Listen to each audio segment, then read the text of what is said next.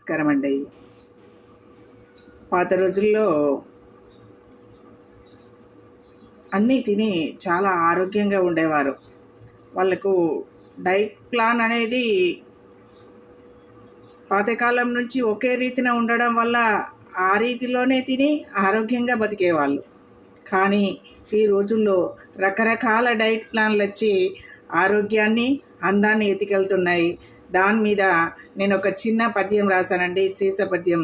దాన్ని చెప్పదలుచుకున్నాను. వయసు ముదిరినను వన్నెలా గోరియు, వయసు ముదిరినను వన్నెలా గోరియు, వింత తిండియునంత గొంతులేయ, యూట్యూబులోన దాగున్న ఒక్కొక్క మాయను, యూట్యూబులోన దాగున్న ఒక్కొక్క మాయను అద్భుతమని నమ్మి ఆచరించి,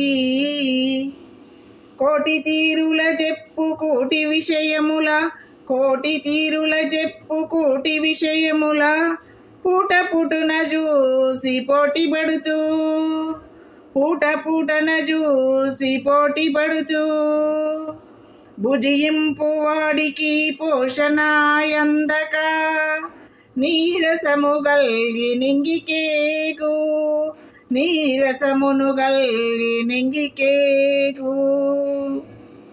ఆచరించునట్టి ఆహార నియమాల, పోషకముల చూసి పోటీపడుము, పోషకముల చూసి పోటీపడుము. 100 మంది చెప్పు పసలేని విషయాల, మానవచ్చు మనము మాన్యులారా. 100 మంది చెప్పు వశలేని విషయాల, మానవచ్చు మనము మాన్యులారా.